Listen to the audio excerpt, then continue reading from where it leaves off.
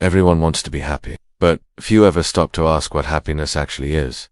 And even fewer realize that what they're chasing is often just a shadow of it. Most people believe happiness comes from something outside themselves. More money, better relationships, a nicer house, a perfect routine, a career breakthrough. They say, once I have this, I'll be happy. But that mindset is a trap. Because the finish line keeps moving. The more you get, the more you want. And just like that, life becomes a treadmill motion without meaning, achievement without arrival. The Stoics saw through this illusion centuries ago. They didn't define happiness by pleasure or possessions. They defined it by clarity, by control of the self, and by living in accordance with reason and virtue. The first lesson you need to know to live a happy life, according to the Stoics, is this: you control how you feel. That might sound simple, even obvious, but it's one of the most empowering truths you will ever hear. Marcus Aurelius, the Roman emperor who wrote some of the most profound reflections on inner peace, put it this way: you have power over your mind, not outside events. Realize this, and you will find strength. In other words, happiness isn't something that happens to you. It's something you choose, based on how you interpret and respond to what happens. No matter what occurs in your life, a delay, an insult, a failure, you always have one thing under your control: your reaction. And within that space lies your freedom. The Stoics teach us that between stimulus and response, there is a choice. And that choice is the birthplace of joy. The second thing you need to understand is that happiness comes from living according to nature. But nature, in Stoic philosophy, doesn't just mean trees or mountains. It means your own inner nature. Your rational mind, your conscience, your capacity for virtue. Seneca wrote, "Man's ideal state is when he has fulfilled the purpose for which he is born." That purpose, according to the Stoics, is to live wisely, justly, courageously, and with self. When your actions align with your values, when you're not at war with yourself, you feel calm, you feel steady, you feel happy. Because true happiness isn't the result of indulging every impulse. It's the result of becoming the kind of person your own soul respects. And that requires discipline, not indulgence, purpose, not distraction. Third, you must realize that what you truly need is very little. In a world constantly trying to sell you happiness in the form of stuff, this is a radical idea, but it's one that brings immense relief. Epictetus said, "Wealth consists not in having great possessions, but in having few wants." If you always need more to feel content, then by definition you are never content. But if you train yourself to appreciate what you already have, clean water, food, shelter, breath, time, you begin to taste real peace. The Stoic learns to lower his dependence on externals, not because he wants to suffer, but because he wants to be free. If your happiness depends on anything, you can lose a job, a partner, a lifestyle. Then it is not real happiness. It is a fragile imitation. The less you need, the less fear you carry. And the less fear you carry, the more space you have for gratitude. Which brings us to the fourth idea, that pain and discomfort are not the enemies of a good life. In fact, they're necessary parts of it. We've been taught to associate happiness with comfort. But the Stoics knew better. They embraced discomfort, not masochistically, but as training. They fasted voluntarily. They slept on the ground. They practiced losing everything in their minds, so that they would be prepared if life ever took it away. This wasn't self-punishment. It was self-liberation. Because once you know you can handle discomfort, it stops controlling you. You no longer fear difficulty. You stop running from pain. And in that freedom, you find something most people never experience: confidence without arrogance, peace without escape. The truth is, happiness is not about feeling good all the time. It's about feeling steady no matter what time it is. It's about building an inner fortress so strong, no storm can shake it. And that begins with owning your mind, living your purpose, simplifying your needs, and befriending discomfort. These are not just nice ideas. They are practices. They are tools. And the Stoics didn't just talk about them. They lived them. So must we. Most people think happiness is an outcome, a destination to arrive at when all the pieces of life finally fall into place. But the Stoics knew that happiness is not found in grand achievements or perfect conditions. It's created in the small, often invisible decisions we make every single day. Happiness, to them, is not a reward. It's a habit, a discipline of the mind. And like any discipline, it is built by practice, consistent, patient, and deliberate. One of the most powerful daily practices the Stoics developed was something they called premeditatio malorum, the premeditation of adversity. Each morning, before facing the world, they would imagine everything that could go wrong, not to scare themselves, but to prepare themselves. What if today I'm insulted? What if I fail? What if someone betrays me, delays me, or criticizes me? And by visualizing these possibilities with calm detachment, they became mentally armored against them. When trouble arrived, they didn't panic. They welcomed it as a familiar guest, because they had already met it in their minds. And this preparedness, this calm rehearsal of difficulty, gave them peace, not paranoia. They were no longer surprised by the world's imperfections. They were ready for them. Another daily practice that nurtures deep happiness is learning to detach from outcomes and focus solely on your actions. Most suffering, the Stoics believed, comes not from doing but from obsessing over results we can't control. You work hard, and someone else gets the credit. You love honestly, and they still walk away. You plan every detail, and life still interrupts. These are the moments where frustration, bitterness, and disappointment grow. But only if you let them. Epictetus said, "Do not seek to have events happen as you want them to, but instead want them to happen as they do." In other words, attach yourself to effort, not to results. To will, not to wish. The Stoic finds joy not in winning, but in showing up fully. He waters the garden whether it rains or not. He trains the body whether the mirror reflects change or not. He speaks the truth whether or not it's received. And in doing so, he becomes invincible.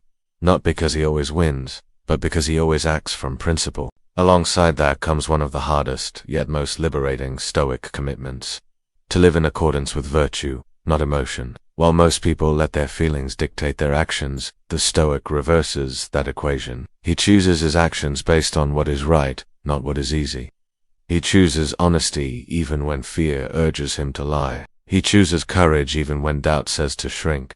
He chooses compassion even when anger demands revenge. Because for the Stoic, happiness is not a mood. It's the harmony between your values and your behavior. When you do what is right, even in the face of resistance, you feel whole. And wholeness is the deepest kind of joy. Gratitude, too, plays a central role in the daily Stoic life. But not the shallow kind that waits for big moments to say thank you. No. The Stoic trains his mind to be grateful for everything. For the food on the table. For the breath in his lungs. For the chance to think clearly, to walk freely, to begin again. Even for hardships, because they sharpen his character. Even for critics, because they test his patience. The Stoic turns everything into fuel, and that makes life abundant. Not because it always gives him what he wants, but because he learns to want what it gives. Marcus Aurelius wrote, "When you arise in the morning, think of what a privilege it is to be alive.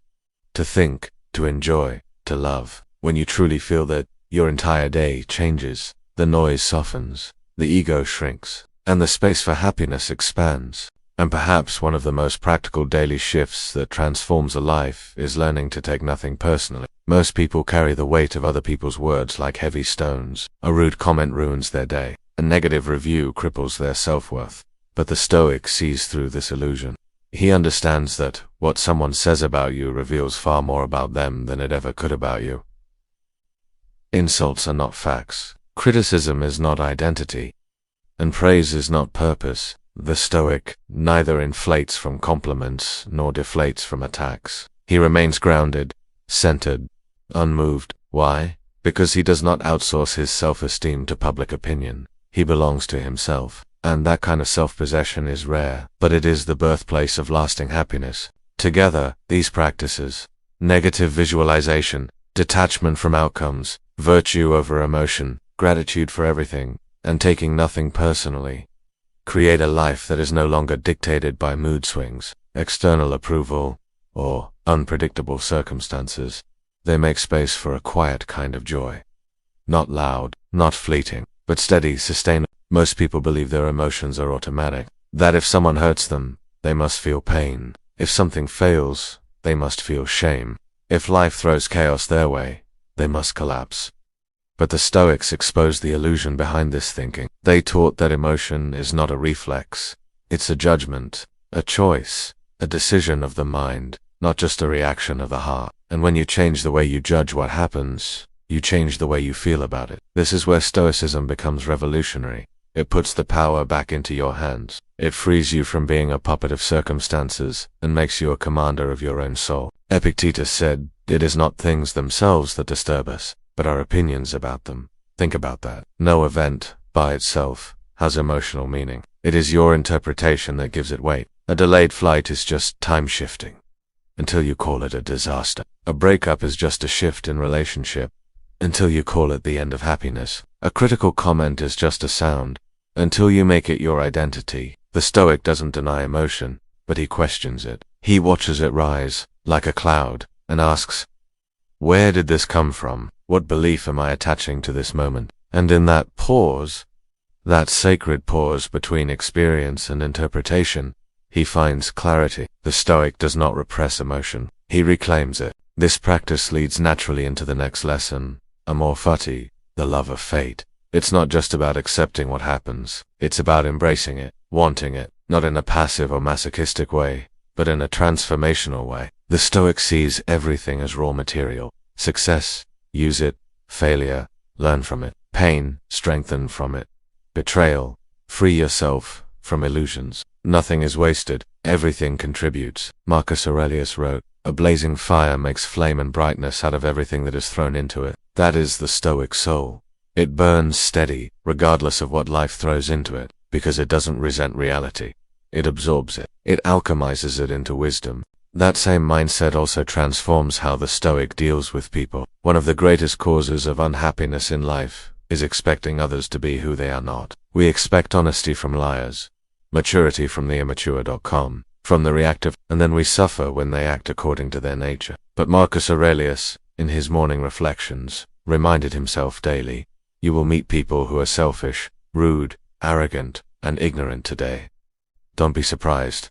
He wasn't being cynical. He was being prepared. He understood that being offended by predictable behavior is foolishness. Why should you be shocked when the world behaves like the world? The Stoic doesn't demand that people change. He changes his expectations. And in doing so, he protects his peace. This doesn't mean the Stoic becomes cold or indifferent. Quite the opposite. He becomes compassionate.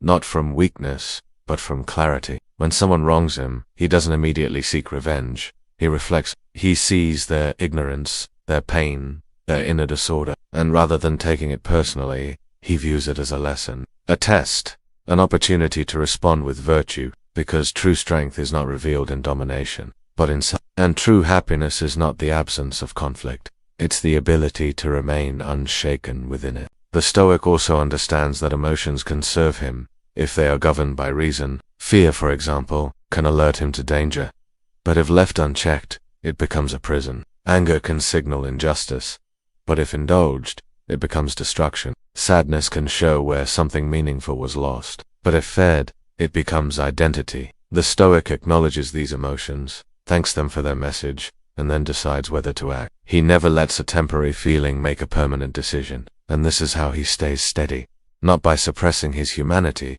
but by elevating it through wisdom. At the core of this emotional mastery is a simple but powerful realization. You don't need to react to everything. Silence is a response. Stillness is a response.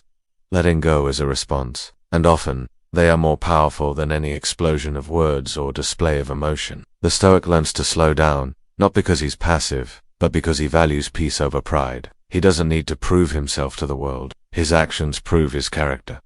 His stillness proves his strength. His emotional steadiness proves his self. And so, through emotional clarity, acceptance of fate, grounded expectations, and disciplined response, the Stoic becomes unshakable. Not because he avoids life's storms, but because he learns to walk through them. Eyes open, heart steady, soul intact. This is not coldness, this is maturity. And from that maturity, real happiness begins to bloom. Not as a burst of feeling, but as a stable foundation beneath everything. There is a type of freedom most people will never taste, not because it's rare, but because it's misunderstood. It's not the freedom to do whatever you want. It's not the freedom to have more choices, more wealth, or more attention. It's the freedom to say no. The freedom to walk away from what insults your soul. The freedom to remain calm when everyone else is in chaos. That freedom, the deepest kind, is the root of happiness in Stoic philosophy. Because once your peace no longer depends on the approval, behavior, or recognition of others, You are no longer a slave to the world. You are free. And only in that freedom can happiness truly take root. This is the final lesson the Stoics leave us with. Freedom is saying no to the wrong things. Most people suffer not because they lack opportunity, but because they say yes to everything that steals their peace. Yes to comparison. Yes to the chase for status. Yes to fitting in. Yes to false urgency. Yes to relationships that drain them. Yes to ideas that do not serve them. But the Stoic has trained himself to discern. He does not live by impulse, but by principle. He does not ask, does this feel good right now? He asks, is this worthy of my mind, my time, my life? If the answer is no, he lets it go, not with regret, but with strength. Because the price of true peace is boundaries. The price of true happiness is discipline. And that discipline isn't just external. It's internal. The Stoic examines his own mind constantly. He watches for false desires, for creeping envy, for silent pride. He corrects himself. Not harshly, but honestly, because he knows that the enemy is not out there. It's in here. It's in the stories we tell ourselves, the identities we cling to, the fears we feed. So he wages a quiet war each day. Not against others, but against his lesser self. And each small victory, a moment of patience, a choice to stay silent, a pause before reacting, becomes a brick in the temple of his freedom. And that temple is where happiness lives, not in the noise, but in the stillness. The Stoic does not chase happiness. He cultivates alignment. And when his values, his words, and his actions become one, when there is no longer a gap between who he is and who he wants to be, joy arises not as a reward, but as a consequence. He walks through the world whole, grounded, present, not always smiling, but always steady, not always understood, but always at peace. This kind of life doesn't look loud. It doesn't trend. It doesn't scream. It breathes. It reflects. It sees through illusions. It endures discomfort. It transcends praise and criticism. And because it doesn't rely on anything fragile, it cannot be taken away. That's the paradox of Stoic joy. The more you let go, the more you gain. The more you need nothing, the more everything becomes beautiful. The less you chase, the more you attract. Because real happiness, the Stoic kind, doesn't come from conquering the world. It comes from mastering yourself. In the end, the Stoics did not promise an easy life. They promised a meaningful one, a free one, a life built on reason, not reaction, on courage, not comfort, on virtue, not vanity. And in that life, happiness is not a moment. It is a state of being, unbothered, undistracted, and unwavering. That is the kind of life worth building. That is the kind of person worth becoming. Happiness is not found. It's built brick by brick, by thought choice by choice. The Stoics didn't teach us to feel good all the time. They taught us how to be okay all the time through virtue, through acceptance, through mastery of self. If just one of these 13 lessons spoke to you today, hold on to it. Practice it, because joy isn't out there. It's already within you, waiting to be chosen. If this video brought you clarity, share it with someone lost in the noise. Subscribe for more timeless wisdom, and remember, the calmest person in the room is always the freest.